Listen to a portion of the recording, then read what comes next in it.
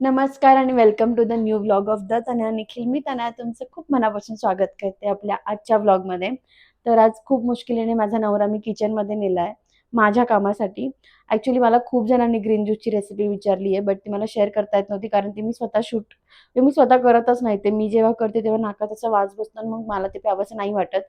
So निखिलच करून देतो. मी जेव्हा पण असं कडक डाएट करायची ना, तेव्हा पण तोच वेळ काढून करून द्यायचा. तर आज त्याला म्हटलं, "कर रे, आपण शूट करू, ये रे किचनमध्ये." तर आलाय. अँड अदर दॅन दॅट ते महिना 2 महिन्यातनं असं वारं येतं मला. वारं नाही म्हणता येणार, बट असं मूड इकडे-तिकडे जातो. मला खूप होमसिक फील होतंय. आज मी सकाळपासून असंच तोंड पाडून नाही म्हणता येणार, बट अशी शांत-शांत बसली कारण मला खरंच खूप आठवण येते. घरी जायचंय मला. पण ॲक्चुअली याच्यामुळे येते कारण आई येणार होती 4 एप्रिलला. आई आणि मावशी 4-5 दिवस राहायला. बट त्यांची शिफ्टिंग झाली घराची इकडे. सो त्यांची आवरासावर चालू आहे. त्यामुळे तिला नाही येता आलं.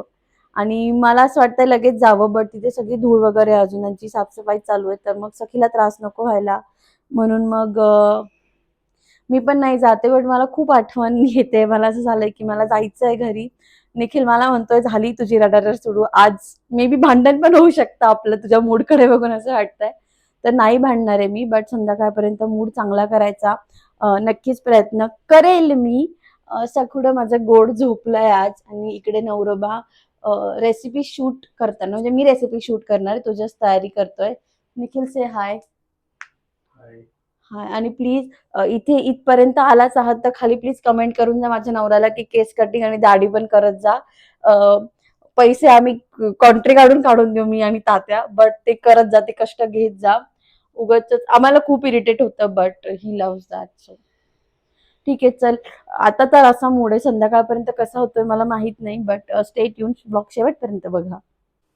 ओके. तर किचनमध्ये असं मी पहिल्यांदाच शूट करते आय थिंक स्वयंपाक करताना. याआधी कधी केलेलं नव्हतं, कधी येतच नव्हतं. आता थोडी-थोडी सेटिंग जमायला लागली आहे इकडचे-तिकडचे व्हिडिओ बघून. तर म्हटलं लेट ट्राय असं करूयात शूट.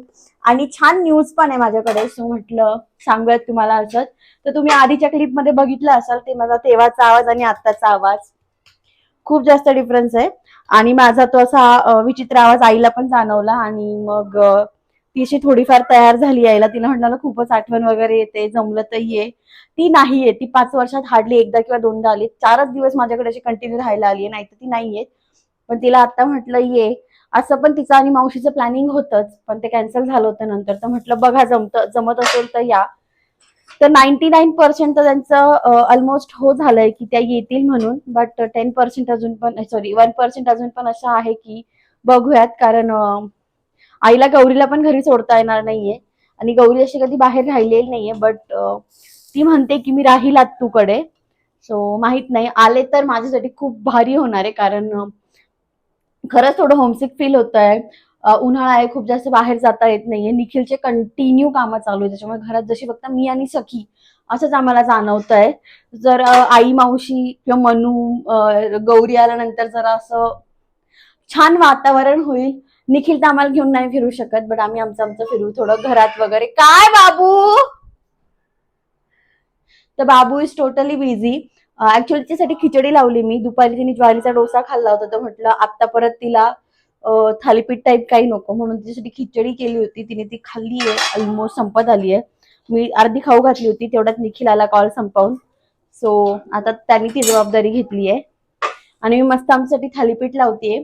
सो माझी जर आई आली तर मी हा ब्लॉग असाच कंटिन्यू करेल, नाही आली तर हा ब्लॉग इथेच एंड करेल. म्हणजे हा ब्लॉग पोस्टच नाही करणार, बट होप सो तिने यावं. आज जर ती आली तर निखिलला ऑफिसला जावं लागेल. का रे निखिल?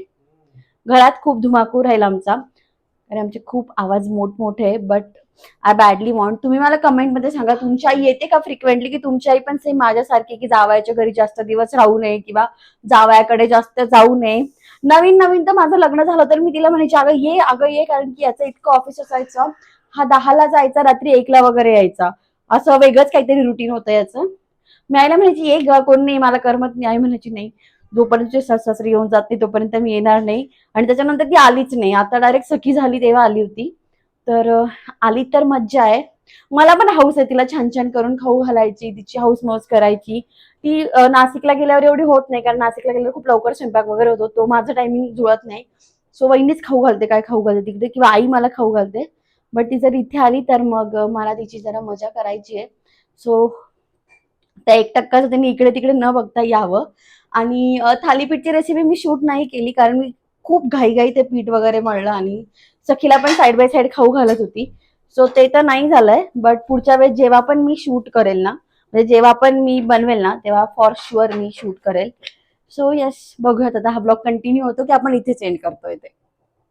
दुसऱ्या दिवशी उठल्यानंतर घरात एवढा सगळा पसारा होता. याचं कारण जे आहे ते मी पुढच्या क्लिपमध्ये सांगितलं आहे. बट हे बघूनच माझ्या अंगावर काटा येत होता की सकाळी सकाळी आवरायचं आहे.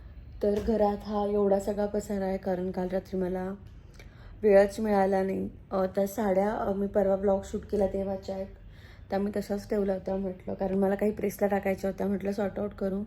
त्या सगळ्या साईडला काढल्या प्रेसवाल्या. हे ठेवायचंच होतं रात्री, म्हटलं सगळं मॅनेज करून घेऊ. बट रोज रात्री झोपायच्या आधी ना मी सखीची मालिश करते. तर तसं काल पण करायला घेतली मी तिची मालिश. आणि मालिश करता करता तिचा जो डावा हात आहे ना, मालिश करता करता मला थोडंसं वाजल्यासारखं वाटलं थोडं. बट मी इग्नोर केलं. मला असं आपण अशी बोटं मोडतो ना, त्या टाईप थोडा आवाज होता. सो मी इग्नोर केलं आणि मी तिची पूर्ण मालिश करून घेतली आणि तिला झोळीत टाकली झोपायला. तर ती झोपल्यानंतर तिला बाळ लागतं. मग मी तिला बाळ देत होती, तर ती एकाच हाताने घेत होती आणि दुसरं पण दिलं तर तिने एकाच हाताने घेतलं. तर मला असं जाणवलं की ती तो हात हलवत नाही आहे म्हणून. तरी पण मी खूप ट्राय केलं. मी तिला बॉल द्यायचा ट्राय केला, मी तिला बाहेर काढलं, शेक हँड केला. तिला बॉडी लोशन चोळायला खूप आवडतं. मग मी माझ्या हातावर टाकून तिला म्हटलं बघ ग चोळून. बट ती तो हातच हलवत नव्हती. मग निखिल बाहेर गेला होता पान खायला. त्याला म्हटलं ये घरी, मला काहीतरी वेगळं जाणवतं रे. तर तो घरी आला आणि त्याने पण सगळीचा असा व्यायाम वगैरे घेतला हाताचा. तर ती एका पॉईंटला खूप रडत होती हात हल्ल्यानंतर. आणि तरी पण मग आम्ही इग्नोर केलं थोडा वेळ. म्हटलं असेल थोडंफार पेन तर जाऊ द्यात, कारण लहान बाळांचे हाडं भरलेले नसतात तर वाचतं असं कधीतरी. बट ती एका पॉईंटला खूपच रडायला लागली. मग रात्री आम्ही चेलारामला गेलो आधी तिला घेऊन, कारण आम्हाला ते हॉस्पिटल जवळ आहे. तिथे तिथल्या डॉक्टरांनी चेक केलं आणि ते म्हणे तुम्हीला सूर्याला घेऊन जा, कारण लहान बाळांचं एवढं कळून येत नाही. तिथे तुम्हाला एक्सरे वगैरे सगळं करून मिळेल, इथे ती सोय नाही आहे सध्या. मग आम्ही सूर्याला गेलो. तिथे होते बाळांचे डॉक्टर. त्यांनी तिला चेक केलं. त्यांचं असं लक्षात आलं की ती एकाच पॉईंटला रडते, ती कंटिन्यू नाही रडत आहे. जर फ्रॅक्चर वगैरे असतं तर ती कंटिन्यू खूप रडली असती. तर तसं काही नाही होते. थोडा रिलीफ होता त्यांच्या बोलण्यात. तरी पण त्यांनी तिला एक औषध दिलं आणि एक्सरे करायला पाठवलं. एक्सरेला बघून ते एक्सरे मशीन बघून त्या माझी लेक एवढी रडली की मी सांगूच शकत नाही. पण आम्ही तिचा एक्सरे केला. एक्सरे केल्यावर लक्षात आलं की असं काही फ्रॅक्चर वगैरे नाही आहे तिच्या हाताला. थोडं सूज पण नाही आहे तिला. बट तिला ते पेन होतं आहे. तर ते हळूहळू जाईल असं डॉक्टर बोलल्या. तर आम्हाला घरी यायला जवळजवळ 1-1:30 वाजला होता तिचं ते सगळं आवरून. आणि घरी आल्यानंतर माझी लेक त्याच हाताने जो बॉल फेकत होती, जी मजा करत होती, की मला कळतच नव्हतं की हे तू 2 तास आधी का नाही केलंस.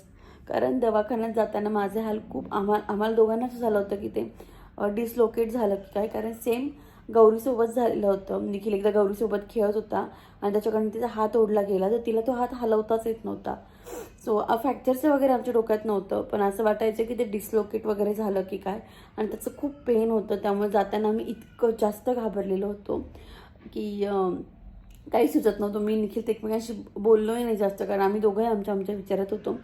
बट सूर्य हॉस्पिटलमध्ये सगळं पटपट होतं. तर त्यांनी ते चेक वगैरे केलं, सांगितलं की काही नाही आहे. आणि घरी आल्यानंतर तर माझी लेक इतकी खेळली आहे. त्याच हाताने तिला सगळं काम करायचं होतं नंतर. मग जरा बरं पण वाटलं की तिचं पेन गेलं आहे म्हणून. त्या नादात हे सगळं आवरायचं राहिलं, कारण आम्ही बऱ्याच रात्री आलो दवाखान्यातून. बट ठीक आहे, ती ओके, यातच काय ते समाधान आहे. अदर दॅन दॅट जसं की मी आधीच्या क्लिपमध्ये सांगत होती आई येणार आहे, आई येणार आहे, आई येणार आहे. तर ती आज येणार होती 10 वाजता. बट तिचं कॅन्सल झालं ॲज इट इज.